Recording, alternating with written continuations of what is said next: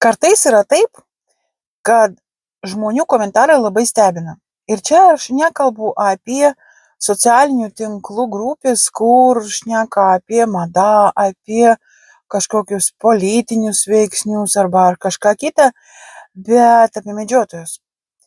Vienas komentatorius parašė prie video įrašo apie termokameras, parašė, kad Lietuvoje yra draudžiama sėlinimo medžioklėje naudoti termokamerą.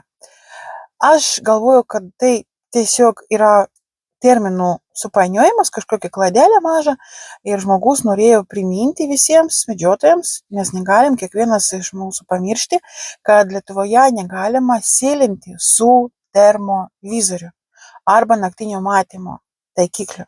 Čia yra kalbama apie taikiklius. Tai yra labai svarbus toks momentas, nes terminai yra terminai, suvokimas yra suvokimas, bet jeigu inspektorius pagaus jūs sėlinant su taikiklį, termo arba naktinio matymo taikiklį, tai tikrai jūs gausite baudą ir bus problemos.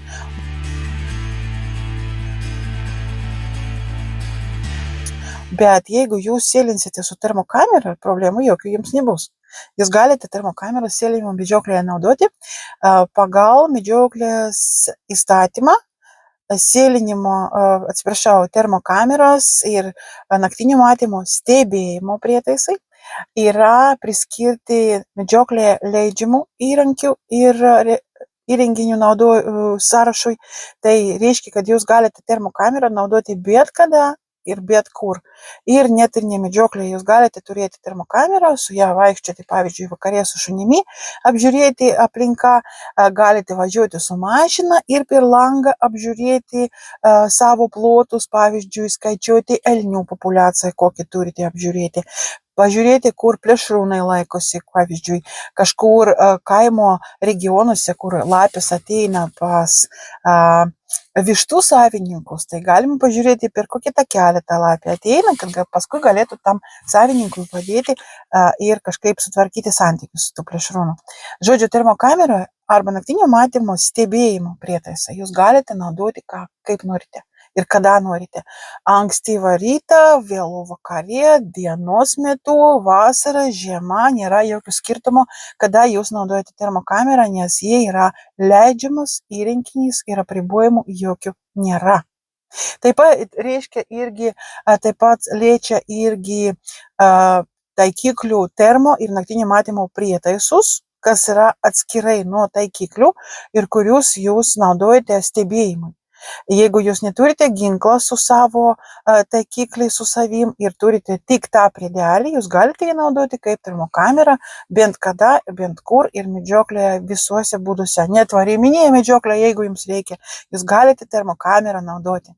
Bet ką norėjo priminti mūsų skaitytojas?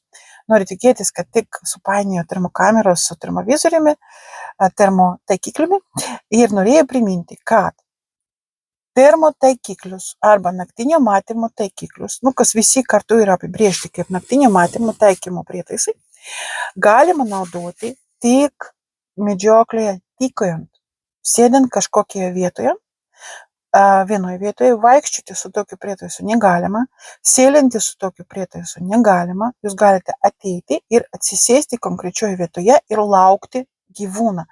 Ar tai yra medžioklės paukštelis, ar tai yra kažkoks kalnas, ar akmenų krūva, ar, nežinau, senas pastatas, kur jūs ant sienos galite patogiai atsisėsti ir šūvis yra saugus. Kodėl sėlinimo medžioklėje tik galima naudoti naktinio matymo prietaisus? Priežastis yra visiškai paprasta. Visų pirmiausiai, tai yra saugumas. Tik saugumas. Nes jeigu jūs vaikščiojate, jūs negalite tikslai pasakyti, kokioje vietoje yra, pavyzdžiui, namas. Ar, nežinau, žmogus galbūt kažkur gali būti, kaimo teritorijose tikrai taip gali atsitikti. Todėl reikia sėlinti vietoje, kurį jūs labai gerai reikia tykoti, laukti gyvūną vietoje, kurią jūs galite gerai apžiūrėti. Visų pirmiausia, taisyklėse arba įstatymė tai nėra parašyta, bet patarimas yra sėdėti ir laukti gyvūną vietoje, kas yra aukščiau už aplinką, Tai gali būti kažkoks kalnas, galbūt, nežinau, bokštelis arba kažkas, kad šūvis, jeigu jūs paleisite šūvį, būtų į apačią, iš viršaus į apačią. Tai yra pats saugiausias būdas. Labai svarbu yra suprasti, kokioje vietoje jūs esate, kur gali būti namai, keliai, kažkokie pastatai, galbūt gyvūnų aptvarai, karvių aptvarai. Pavyzdžiui, mėsinės karvės gyvena visus metus lauke. Tai termokamera, kas yra žiūrėjimo, stebėjimo prietaisas, jums padės būtinai, tai yra labai geras komplektas, turėti termokamerą ir naktinio matymo taikiklį kartu. Tai su termokamera jūs galite lengvai, greitai ir labai patogiai apžiūrėti aplinką, suprasti, kas yra kur, aptikti gyvūną. Labai svarbu yra aptikti gyvūną prieš to, kai jis jūs aptika, pamato arba gali pauosti, pajusti jūsų kvapą. Ir taikiklis. Atrama labai patogus dalykas, jeigu jūs nesėdite bokštelėje, tai atrama būtinai reikalinga, kad saugus šūvis būtų, saugus, tikslus ir viskas būtų gerai. Bet, žodžiu, noriu priminti. Pagal medžioklės įstatymą naktinio matymo taikiklius galima naudoti medžioklėje sėlinant. Paskui yra kitas punktas įstatyme, kur yra parašyta, kad medžiojant su naktinio matymo taikikliu jūs galite medžioti gyvūnus, kurie yra leidžiami pagal medžioklės taisyklės. O medžioklės taisyklėse yra parašyta: su naktinio matymo taikikliu medžioklėje tykojant, palaukimo medžioklėje, jūs galite medžioti šernus, lapės, mangutus, kanadinės audinės, ondatras, nutrijas ir paprastuosius meškenus, kas yra jenotai. Paprastieji jenotai tai amerikoniški, žinote, su kaukė tokia juoda. Ir viskas. Šitas 7 rūšis jūs galite medžioti naudojant naktinio matymo taikiklius tykojimo medžioklę. Bet termokamerą yra leidžiama naudoti visus metus. Va taip.